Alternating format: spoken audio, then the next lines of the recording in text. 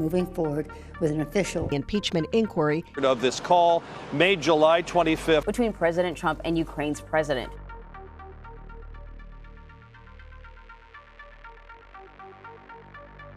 Believe it or not, this entire time the House has been on recess. Lawmakers have barely been in town. They've been scattered across their districts across the country. Early on in this impeachment investigation, Joseph Maguire, who's the acting director of national intelligence, he testified before the House Intelligence Committee. The DNI was withholding the whistleblower complaint at the direction of the White House. The morning of Maguire's testimony, they got the whistleblower complaint. The White House has tried to prevent witnesses from sitting down for interviews with House Democratic investigators, whether it was for the Mueller report or whether it's for this Ukraine scandal. What these guys are doing, Democrats are doing to this country, is a disgrace, and it shouldn't be allowed. There should be a way of stopping it, maybe legally through the courts. One of the ways that this investigation has been different than the Mueller investigation and the way Congress handled it was that they've really been moving rapidly with it. They've issued subpoenas, they've interviewed witnesses. Two of those really important subpoenas that have gone down are to Mike Pompeo, the Secretary of State, and to Rudy Giuliani, of course, the president's personal attorney. They want to figure out whether folks within the federal government, people on the U.S. government payroll, were helping Rudy Giuliani in this effort.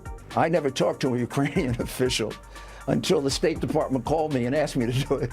But it's all here, right here. On October 1st, Secretary Pompeo sent a letter to House Democrats essentially accusing them of trying to intimidate and bully members of the State Department. So Democrats were saying that Pompeo shouldn't even be involved in this as a fair arbiter because they consider him to be a fact witness now. As for was I on the phone call, I was on the phone call. On October 3rd, Kurt Volcker testified before House investigators. Volcker is the former U.S. Special Envoy for Ukraine negotiations.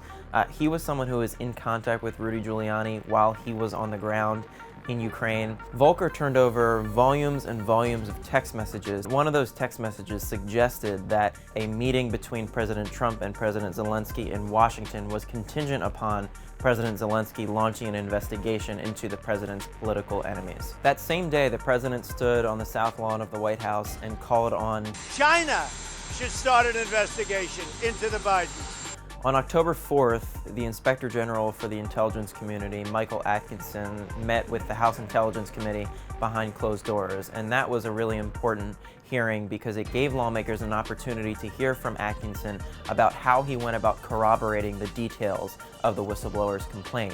One of the most important witnesses House Democrats will interview is Marie Yovanovitch. She is the former U.S. ambassador to Ukraine. President and Rudy Giuliani were unhappy with her because she was not sort of participating in their adventure to dig up dirt on Joe Biden, and she was actually trying to sound the alarm about it and saying, look, this isn't right, they shouldn't be doing this.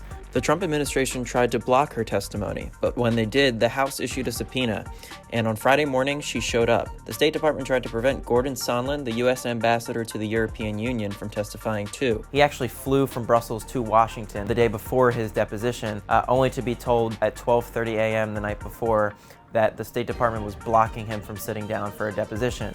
But he will appear next week. Anybody can sit down for an interview with House investigators whenever they want. Well, let me ask you this. It's just a question of whether you would get fired from your job for having done that. On October 8th, the White House sent a letter to Speaker Pelosi and the chairs of the three committees that are spearheading this impeachment inquiry. And in the letter, they essentially said that they are going to war with House Democrats. They're not going to comply at all with what they view to be a constitutionally invalid and flawed process. And House Democrats have been saying all along that any instance of obstruction of the investigation, which is what this would amount to, would be looped into an article of impeachment centered on obstruction of Congress. There are recourses for the House if people do not comply with their subpoenas, but it could just languish in court for months, even years. Two of Rudy Giuliani's associates were indicted on campaign finance charges. These two men, Lev Parnas and Igor Fruman.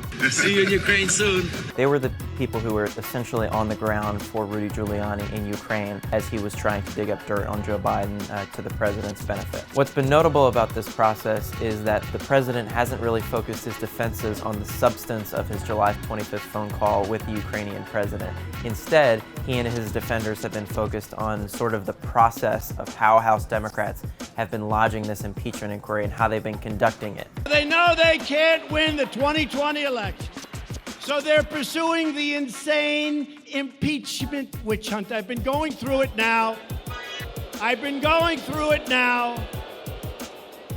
For more time than I've been in office.